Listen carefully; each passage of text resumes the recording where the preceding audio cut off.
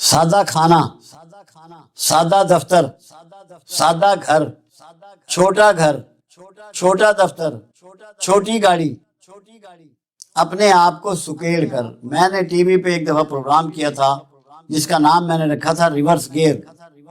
اس میں نے یہی کہا تھا کہ پیچھے آ جاؤ ورنہ ذلت تمہارا پیچھا کر رہی ہے، تمہیں نہیں چھوڑے گی۔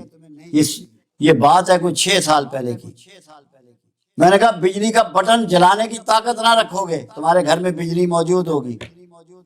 گیس استعمال نہیں کرو گے، گاڑی تمہارے گھر کھڑی ہوگی، پیٹرول نہ ڈلوا سکو گے۔ پلٹ پلو، واپس ریورس لگاؤ، 1964 تک جا کے دیکھو کیا سامان ہوتا تھا گھروں میں۔ یورپ جا کے دیکھو ان کے گھروں میں کیا سامان ہے، چائنا جا کے دیکھو ان کے گھروں میں کیا سامان ہے، انڈیا جا کے دیکھو ان کے گھروں میں کیا سامان ہے۔ کم سامان کے ساتھ جینا سیکھو، کم اسباب کے ساتھ جینا سیکھو۔ جب تک سادگی اختیار نہیں کرو گے، دنیا کی کوئی طاقت تمہارے حالات نہیں بدل سکتی۔ 10 IMF آ جائیں تب بھی نہیں بدل سکتے، یہ ممکن ہی نہیں ہے۔ سب سے پہلی بات سمجھیں، اللہ کہتا ہے جسے چاہوں امیر کروں، جسے چاہوں غریب کروں، جسے چاہوں کشائش والا دوں، جسے چاہوں ناپ تول کے دوں، جسے چاہوں نہ دوں۔ یہ سب سے بڑا ایشو اللہ کے ساتھ ہے۔ اللہ کو راضی کرنے کی کوشش کرو۔ جب تک اللہ کو راضی نہیں کرو گے تمہارے حالات۔ دوسرا، اللہ کسی بھکاری کو پسند نہیں کرتا۔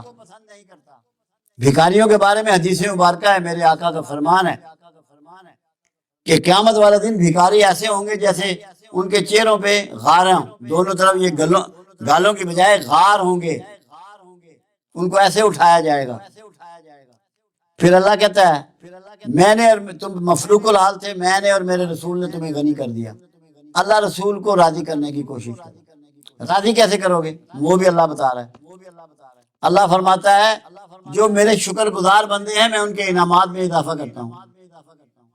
ہمارے ہاں سب ناشکرے ہیں۔ صبح جب ہوتی ہے حکمرانوں کو، اہلکاروں کو، محلے والوں کو، سبزی والے کو، فروٹ والے کو، دودھ والے کو، گوشت والے کو، سب کو برا بھلا، ہر چیز نمبر 2 ہے، ہر چیز غلط ہے، اور جو کہہ رہا ہوتا ہے وہ سارے کام نمبر 2 کے کر رہا ہوتا ہے۔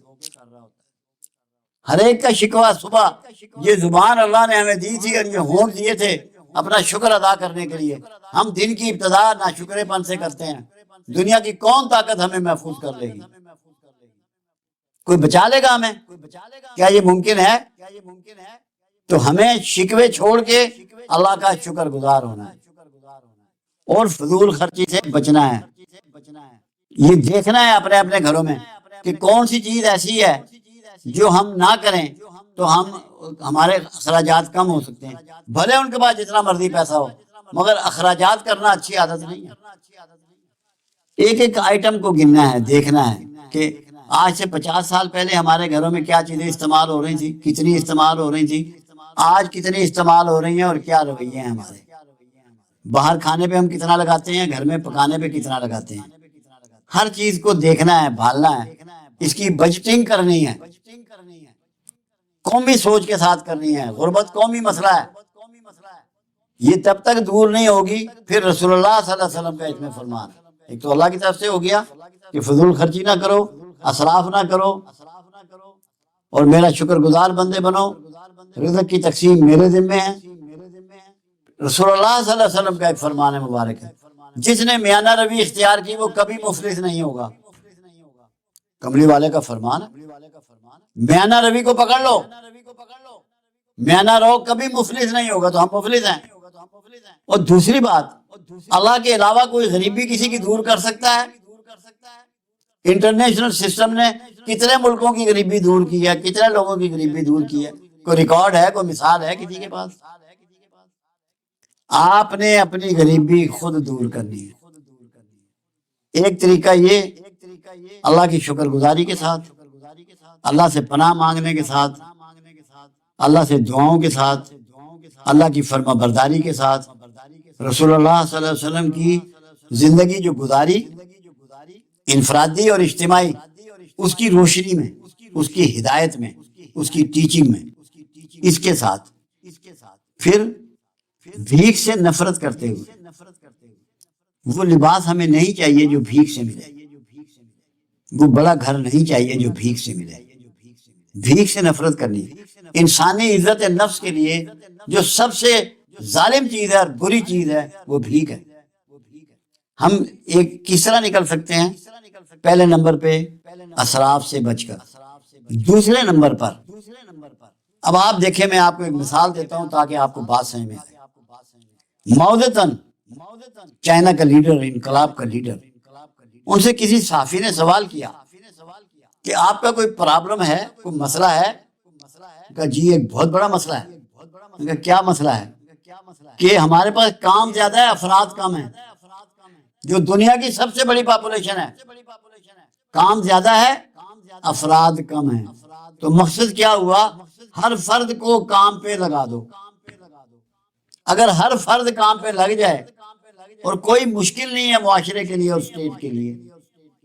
دوسری چیز آپ کے پاس وافر ہے، آبادی آپ کی 62% نوجوانوں کی ہے، ریٹائر لوگوں کی نہیں ہے۔ یہ جاپان نہیں ہے کہ جہاں ریٹائر لوگوں کی زندگی ہے، یہ پاکستان ہے، یہاں 62% نوجوان ہیں، اور زمین آپ کی بے شمار ہے۔ سارے نوجوانوں کو زمین کو آباد کرنے پہ لگا دو، اشتمال اراضی کے پروگرام بنا دو، مجبور کر دو ذمہ دار کو جس کی زمین ہے کہ اگر تیری زمین بے آباد ہوگی تو گورنمنٹ اس کو لے لے گی، ہائر کر لے گی۔ نوجوانوں کو یہ بتا دو کہ پاکستان کا کوئی سڑک ایسی نہ ہو جس کی سائڈیں کچی ہوں، وہ آباد کرنی ہے، کھیت آباد کرنے ہیں، پہاڑوں کو مسمار کر کے ان کو ہموار کر کے آباد کرنا ہے۔ ایگریکلچر ملک بن کے دکھا دو، ہر نوجوان کو استعمال کرو۔ میں چائنا کی ڈاکومنٹری دیکھتا ہوں، اشش کرتا ہوں، عورتیں، مرد، بچے، بوڑھے، جوان اپنے اپنے حصے کا سب کام کر رہے ہیں۔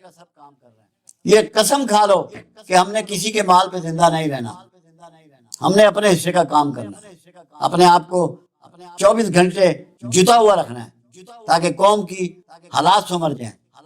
قرضوں سے 78 سال میری عمر ہو گئی ہے، ابھی تک ہم قرضے ہی دیکھ رہے ہیں، قرضوں سے قوم نکلی نہیں۔ جب تک کام نہیں کرو گے، خود غیرت نہیں کرو گے، تمہیں کوئی نہیں نکال سکتا۔ ایک فارمولہ ماؤ زے تن نے دیا کہ جتنی آبادی ہے، جتنے لوگ ہیں، ان سب کو سکل ان سکل دونوں طرح کے کام موجود ہیں، معاشرے میں، مملکت میں موجود ہیں۔ ہر بندے کو کام پہ لگا دو، ویلے بندے کو برداشت نہ کرے قوم کسی شکل میں، ویلا کھیت برداشت نہ کرے، ہر حال میں کھیت آباد ہو۔ اور ایک فارمولہ کبیر داس نے دیا امیر ہونے کا، غربت سے نکلنے کا۔ ایک تو ماؤ زے تن نے دیا، پہلے اللہ نے دیا، اس کے رسول نے دیا، پھر میں نے ماؤ زے تن کو کوٹ کیا۔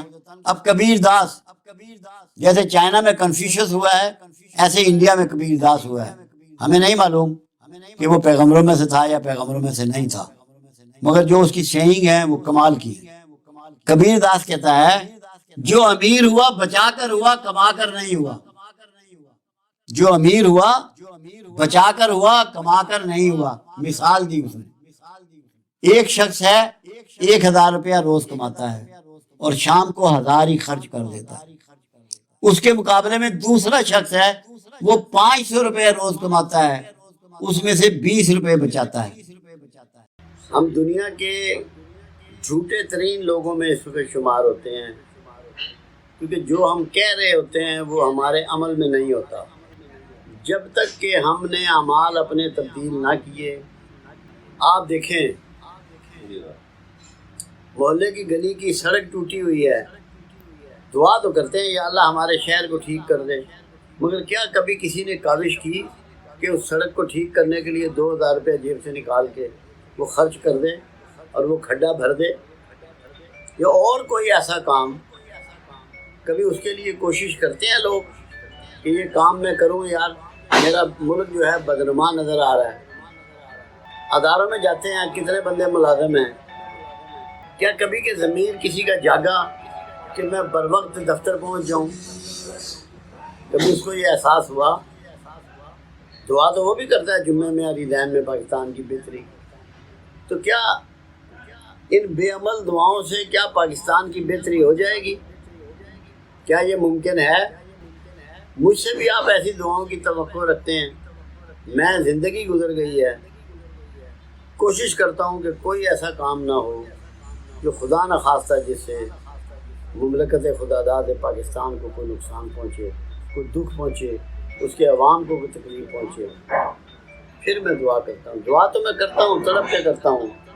ہمیں یہ سوچنا ہے کہ اللہ نے ملائیشیا میں مہاتیر محمد دے دیا، ایران میں احمدی نژاد دے دیا، ترکی میں اچھا حکمران دے دیا، مغرب میں اچھے حکمران ہیں، پاکستان میں آج تک نظام حکمرانی جو ہے وہ اس کے عوام کو مطمئن نہیں کر سکا، آگے لے کے نہیں چل سکا، ڈیٹوریشن ہوتی جا رہی ہے، ہم پیچھے مڑتے چلے جا رہے ہیں، کوئی کسی قسم کا کسی کو تحفظ حاصل نہیں ہے۔ تو کیا یہ خالی دعاؤں سے ہو جائے گا؟ ساری قوم مل کے اللہ کے حضور گر گڑائے، اپنے برے فعل چھوڑے، اللہ کے حضور توبہ کرے، اور پھر اللہ کے حضور سجدہ ریز ہو کر ریکویسٹ کرے کہ پروردگار عالم تو پاکستان کے لیے بہتری لکھ دے، اس کے مستقبل کو خوبصورت بنا دے، اس کو پائیدار بنا دے، برکت والا بنا دے، تمام مسلمانوں کے لیے اور تمام انسانوں کے لیے اس کو امن کی جگہ مقرر فرما دے، ہر آدمی یہاں عزت سے رہے، سکون سے رہے، اس کو تعلیم ملے، اس کو علاج ملے، اس کو خوراک ملے، اس کو عزت ملے، اور کسی میں کوئی فرق نہ ہو۔ اب آج کل بہت باتیں ہوتی ہیں فلاں ریاست مدینہ کی، اس کی ایک بنیاد ہی نہیں سمجھ میں آتی۔ فلاح تب شروع ہوتی ہے جب سب کچھ سب کے لیے ہو، جب لوگوں کے لیے الگ الگ فیسلٹیز ہوں، الگ الگ سیر کی جگہ ہو، الگ الگ کھانے پینے کے بندوبست ہوں، الگ الگ حقوق ہوں، الگ الگ فرائض ہوں، تو پھر کہاں برکتیں آتی ہیں؟ برکت تو تب آئے گی کہ جو ملازم ہے، جو خادم ہے، جو غلام ہے، اس کی باری پہ وہ اونٹ پہ بیٹھا ہو، اور خلیفہ کی باری پہ خلیفہ اونٹ پہ بیٹھا ہوا ہو۔ ویسے برکت نہیں آئے گی۔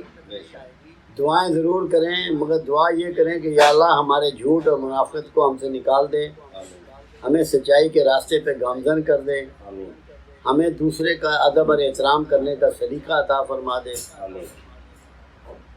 ہمیں اللہ اور رسول کے فرما برداری کا طریقہ عطا فرما دے، اور دوسروں کی عزت اور دوسروں کے حقوق کا تحفظ کرنے کا ڈھنگ ہمیں آ جائے،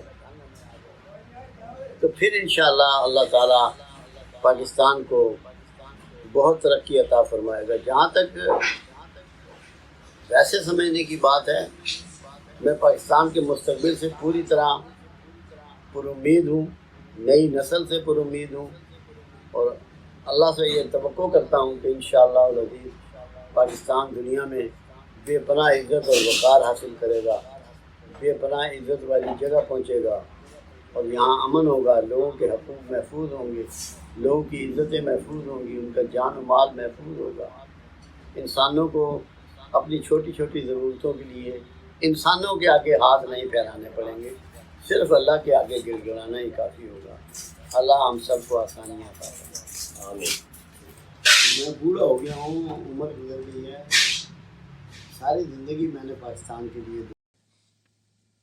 تو کھیت والے سے پوچھتا ہے وہ شخص کہ یار تو نے کون سا ایسا کام کیا ہے جو تیرے کھیت پر بادلوں کا بندوبست کیا گیا ہے، بادل برسائے جا رہے ہیں، پیغام دیا گیا ہے جو کھیت کی آمدن ہے اس میں سے پہلا ایک حصہ جو ہے وہ اللہ کے نام کا نکال دیتا ہوں، اللہ کے لیے استعمال کرتا ہوں، دوسرا حصہ جو ہے وہ میں اپنے خاندان پر خرچ کرتا ہوں، اور تیسرا حصہ میں اس کھیت کو لوٹا دیتا ہوں۔ پاکستان بھی تو ہمارا ایک کھیت ہی ہے، ہم اسے کیا لوٹا رہے ہیں؟ تو جب تک ہم پاکستان کے کھیت کو دینا نہیں شروع کریں گے تو خدا نہ خواستہ کھیت ویران نہ ہو جائے۔ یہیں سے اب سب کچھ کما رہے ہیں، عزتیں پا رہے ہیں، تعلیم پا رہے ہیں، شادیاں ہو رہی ہیں، گھر بن رہے ہیں، کاروبار ہو رہے ہیں، کنوینس ہے، ٹرانسپورٹیشن ہے، دنیا بھر کی سہولتیں ہمارے پاس ہیں۔ ہم میں سے ہر ایک کو یہ سوچنا ہے کہ جہاں سے ہم سب کچھ پا رہے ہیں اس کو لوٹا کتنا رہے۔ یہ معمولی سی باتیں ہیں جو روٹین کی، روزمرہ کی باتیں ہیں۔ اگر ہم نے یہ سمجھ لیں اور سیکھ لیں تو کچھ ہمیں بہت بڑے بڑے کام کرنے کی ضرورت نہیں ہے۔ ہم اپنی روزمرہ کی زندگی کو بہتر بنا کر اپنے ملک کو بہتر بنا سکتے ہیں، اپنے کھیت کو آباد کر سکتے ہیں، اپنے حالات کو بدل سکتے ہیں کہ اگر ہم بچت کی عادت ڈال لیں، ملک کے لیے کچھ نہ کچھ قربانی کی عادت ڈال لیں، اس کے لیے کچھ نہ کچھ ڈیلیوری کی عادت ڈال لیں، یہ اگر ہم کر لیں تو ہم بہت سے فائدے اٹھا سکتے ہیں۔ ایک چیز کا تذکرہ اور میں ضروری سمجھتا ہوں کہ آج کل من حیث القوم ہم پاکستانی مایوسی کا بہت شکار ہے۔ مایوس کسے کہتے ہیں؟ اللہ کا ایک بڑا مقرب، عبادت گزار، علم والا، ہر وقت سجدے کرنے والا، اس کا نام تھا عزازیل۔ وہ امیدوار تھا کہ زمین پہ اس کو خلیفۃ الارض بنا کے مقرر کیا جائے گا۔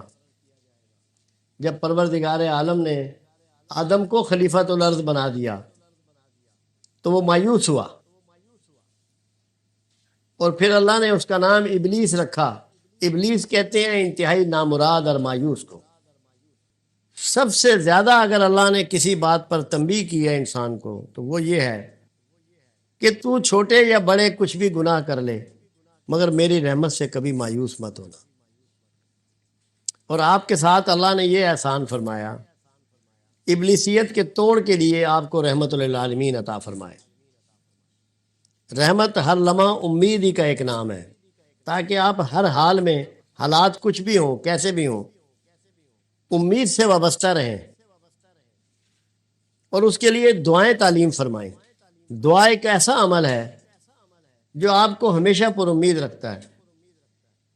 دعا مانگنے کا مطلب ہے ایک ایسی ہستی ہے کہ جو آپ کی بات سن رہی ہے، آپ کو دیکھ رہی ہے، اور یہ طاقت رکھتی ہے کہ جو آپ ڈیمانڈ کر رہے ہیں اس کے مطابق بھی کر دے۔ ہمیں اس کے خلاف جہاد کرنا ہے، مایوسی سے ہمیں لڑنا ہے ہر حال میں۔ اور اگر ہم مایوسی سے نہ لڑیں گے تو ہم دنیا میں سب سے گھٹیا لوگوں میں شمار ہو جائیں گے۔ ہمارے معاشرے ٹوٹ پھوٹ کا شکار ہو جائے گا اور برے حالات میں ہم تبدیل ہو جائیں گے۔ ہمیں ہر حال میں مایوسی کے خلاف جہاد کرنا ہے۔ آپ دیکھیے رسول اللہ صلی اللہ علیہ وسلم کا ایک اور فرمان مبارک جو بہت ہی کم آپ نے سنا ہوگا، بہت ہی کم سنا ہوگا۔ اس سے بڑھ کے پازیٹیو بات اور امید کی بات شاید کائنات میں کوئی اور ہو۔ اللہ کے حبیب صلی اللہ علیہ وسلم نے فرمایا، تیرے ہاتھ میں کھجور کا پودا ہو اور آثار قیامت شروع ہو چکے ہوں، قیامت کے آثار شروع ہو چکے ہوں، تو نے اسے پھر بھی زمین میں گاڑ دینا ہے۔ آثار قیامت کا مطلب یہ کہ اب زمین اڑ جائے گی، تباہ ہو جائے گی، روئی کے گالے بن جائیں گے، پھر بھی تو نے مایوس نہیں ہونا، اس کھجور کے پودے کو زمین میں گاڑ دینا ہے۔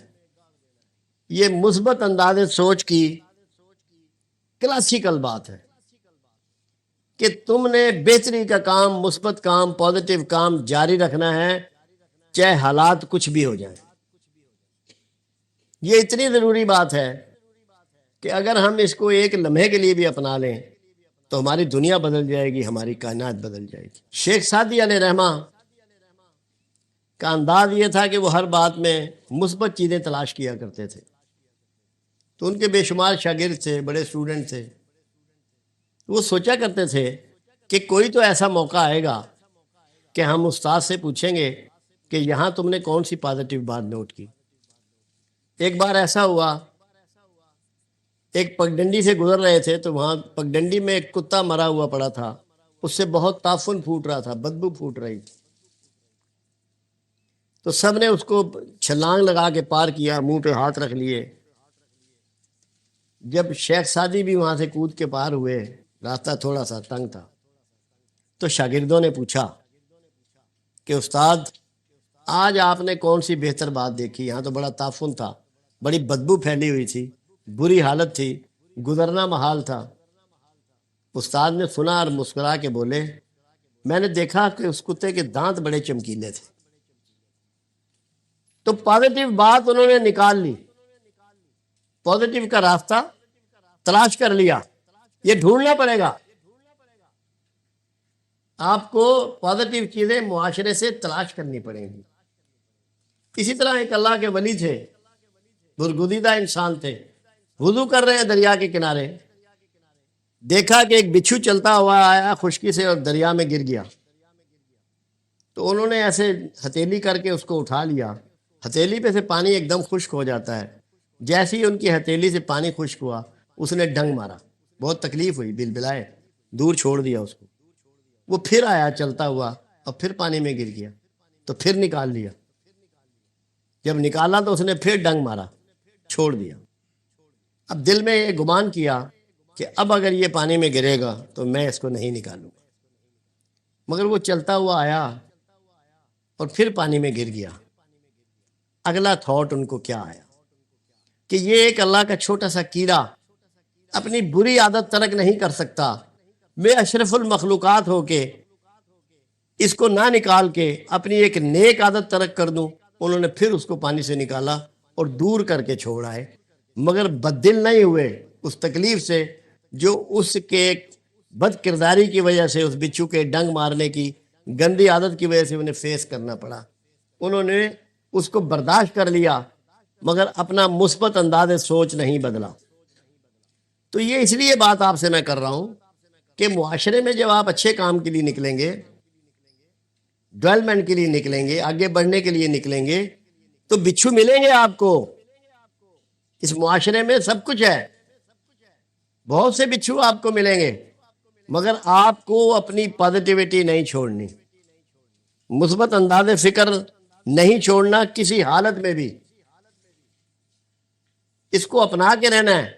اگر آپ نے اس کو اپنا لیا تو آپ ہی کامیاب ہوں گے، یہاں بھی کامیاب ہوں گے اور اس دنیا میں بھی کامیاب ہوں گے جہاں ہم نے سفر کر کے ابھی آگے جانا ہے۔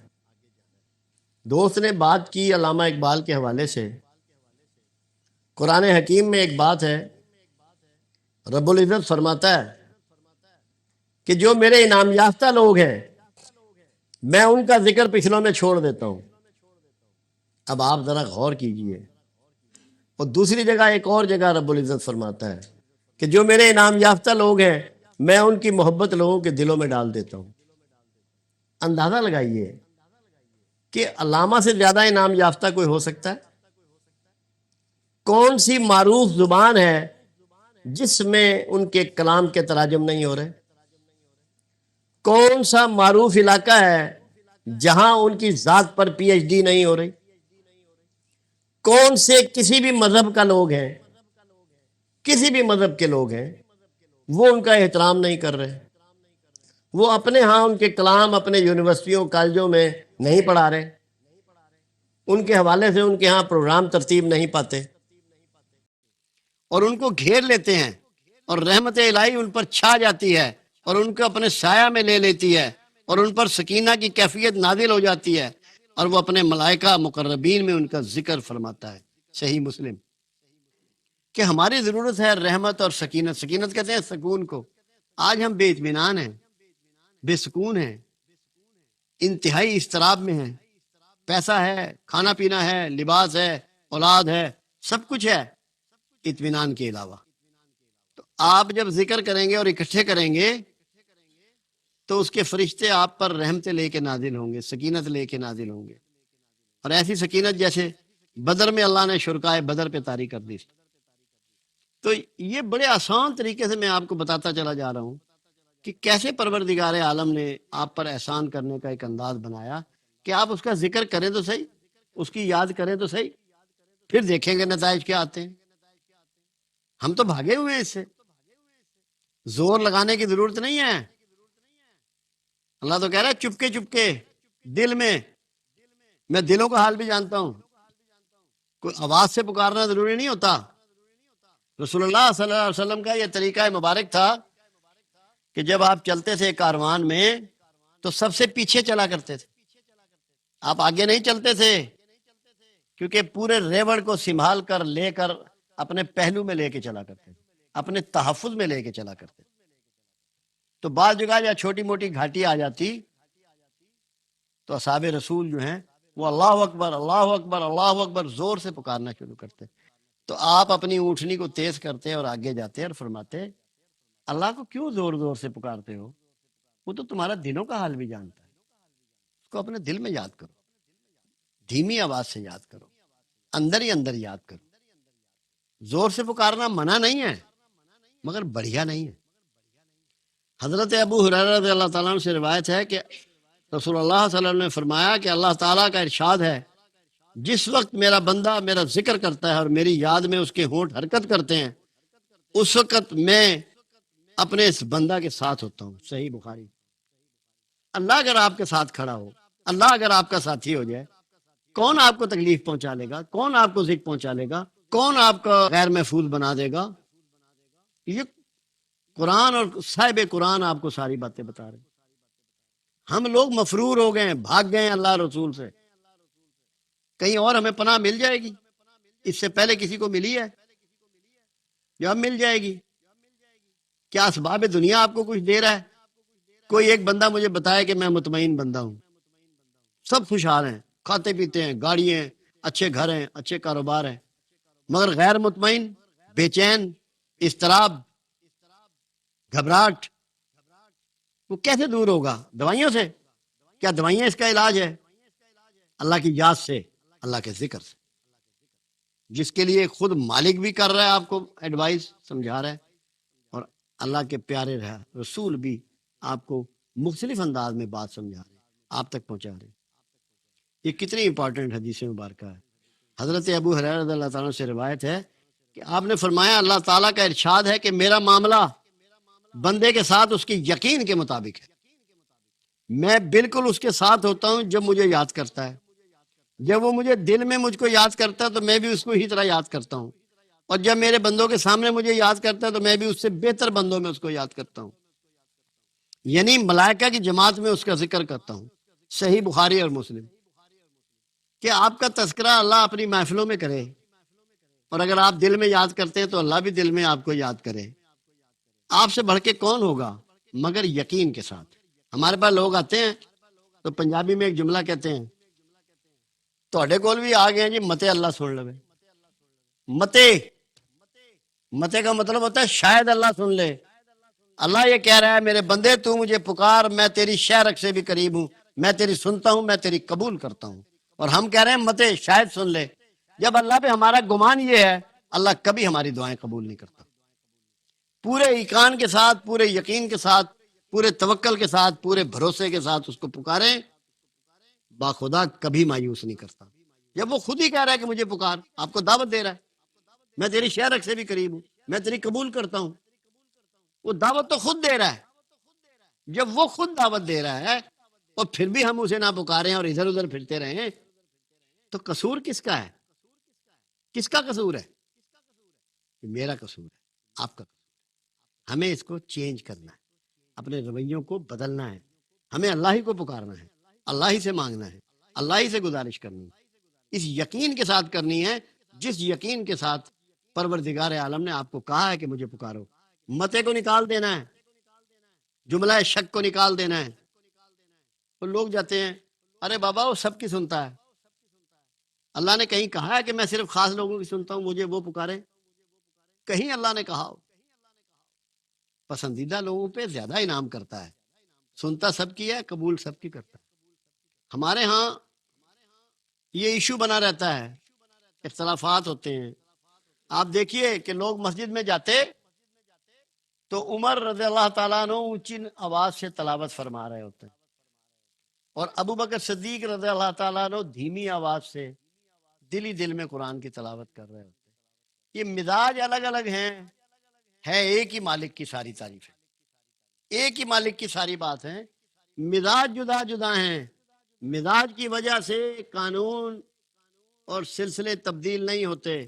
دل میں یاد کرو یا بلند آواز سے یاد کرو، محفل میں یاد کرو، تنہائی میں یاد کرو، راتوں کو یاد کرو یا دن میں یاد کرو، کاروبار کے اوقات میں یاد کرو یا راحت کے اوقات میں یاد کرو، مگر اس کو یاد کرو، اس کا ذکر کرو، تاکہ اپنی محفلوں میں، اپنی تنہائی میں جب اللہ آپ کا ذکر کرے تو آپ کی قوت بڑھتی چلی جائے، آپ کی طاقت بڑھتی چلی جائے، آپ کا زمانے میں فعال ہونا بڑھتا چلا جائے، آپ کی ڈیولپمنٹ شروع ہو جائے، آپ کی ہیبت شروع ہو جائے، آپ کی عزت شروع ہو جائے، آپ پہ رحمت شروع ہو جائے۔ یہ ایک دستور ہے، ایک ترتیب ہے، اس کے مطابق اگر آپ چلیں گے تو اللہ کے فضل و کرم سے انتہائی کامیاب و کامران ہوں گے۔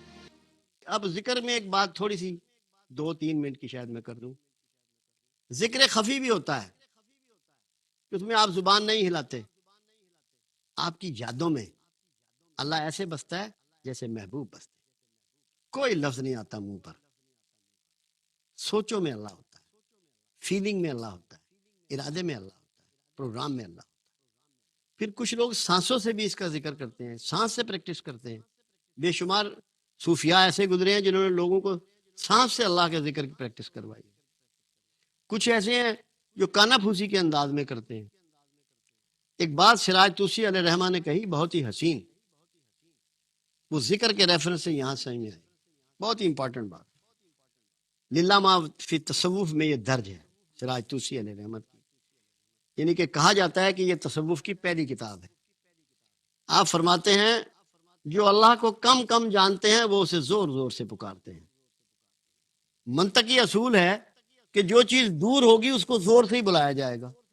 جو کم جانتے ہیں، جو اس کو دور سمجھتے ہیں، وہ اسے زور زور سے بلاتے ہیں، زور زور سے پکارتے ہیں، اور جو اسے ذرا نزدیک سمجھتے ہیں وہ اسے کانا پھوسی کرتے ہیں۔ جیسے ہم نماز میں، یہ کانا پھوسی میں آتی ہے نماز، اس میں آواز نہیں آتی، مگر جو اسے بہت قریب سے جانتے ہیں وہ ہیبت میں رہتے ہیں۔ ہیبت میں رہنا بھی ذکر اللہ ہے، یاد اللہ ہے، کہ آپ کے پیش نظر صرف اللہ ہی رہے، ہیبت طاری ہو جائے، اپنے ہوش نہیں رہتے، اپنا گمان نہیں رہتا۔ یہ سارے انداز ہیں، ذکر کے انداز ہیں، پست آواز میں ہو، آواز سے ہو، بلند آواز سے ہو، نماز میں ہو، قرآن ہو، دعا ہو، توبہ ہو، معافی ہو، اجتماعی ذکر ہو، طریقہ علاج ہو، یہ سارا کچھ ذکر ہے۔ اللہ تعالیٰ کے اسماء الہیہ کو پریکٹس کرنا، اس کو کہتے ہیں صبغت اللہ ہو جانا، یہ سب ذکر ہے۔ آپ سارا دن پڑھتے ہیں یا غفار یا غفار یا غفار، اور کسی کا ہلکا سا بھی گناہ معاف کرنے کے لیے تیار نہیں ہے، کسی ہلکی سی غلطی کو آپ معاف کرنے کے لیے تیار نہیں ہیں۔ آپ نے یا غفار کا ذکر کب کیا؟ پھر سارا دن پڑھتے ہیں یا رزاق یا رزاق یا رزاق، دو نوالے کسی بھوکے کو کھلانے کے لیے تیار نہیں ہوتے۔ اصل میں اللہ یہ چاہتا ہے کہ جس چیز کا ذکر کرو اس کو پریکٹس بھی کرو۔ تمہاری پریکٹس میں میرا نام ہو، تمہاری سوچوں میں میرا نام ہو، تمہارے رویے میں میرا نام ہو۔ تو اللہ کرے کہ ہماری سمجھ میں یہ بات آ جائے اور ہم ذکر کے اس معنی اور مفاہیم کو صحیح انداز میں سمجھ لیں تو ہماری زندگی بدل جائے گی، دنیا بھی اور عاقبت بھی۔ انشاءاللہ میں سے جو ممکن تھا وہ میں نے آپ کی گوش گزار کیا۔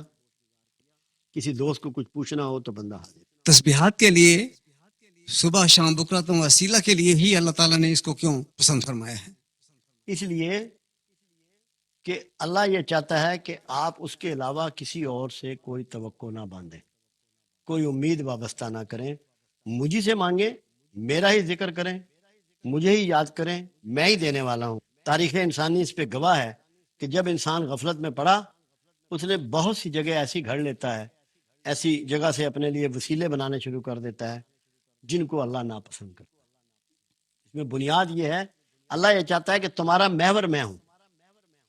میں ایک مرتبہ جب حج پہ گیا تو وہاں ایک شخص نے مجھ سے سوال کیا کہ یہ طواف کے 7 چکر کیوں ہیں؟ طواف کے 7 ہی چکر کیوں ہیں؟ 6 یا 8 یا 9 یا 10 یا 12 کیوں نہیں ہیں؟ میں نے کہا اس لیے ہفتے میں 7 دن ہوتے ہیں۔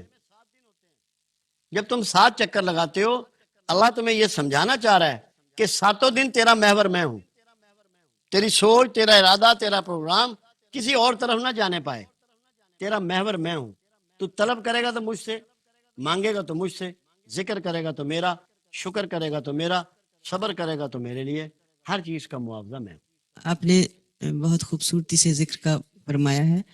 تو بعض اوقات ایسا ہوتا ہے بابا جی کہ ہم جیسے گناہ گار بندے بہت ذکر کرتے رہتے ہیں اور اپنی حاجت بھی ہتھیلی پہ رکھی ہوئی ہوتی ہے اللہ کے سامنے، اور پھر جب بے صبرے ہو جاتے ہیں تو ہم اپنے دل میں ذکر کے دوران ہی اللہ سے شکوہ کرنے لگ جاتے ہیں. دل ہی دل میں بندہ اللہ سے شکوہ کرتا ہے. تو محبت کے مارے یا اذیت کے مارے دل ہی دل میں اللہ سے شکوہ کرنا، کیا اس کا ذکر کرنا ہے، اس پہ بھروسہ کرنا ہے، اس پہ بات کرنا ہے، اس سے بات کرنا ہے؟ بہت شکریہ آپ کا، بہت ہی خوبصورت بات انہوں نے پوچھی ہے اور یہ سمجھنے کی ضرورت ہے.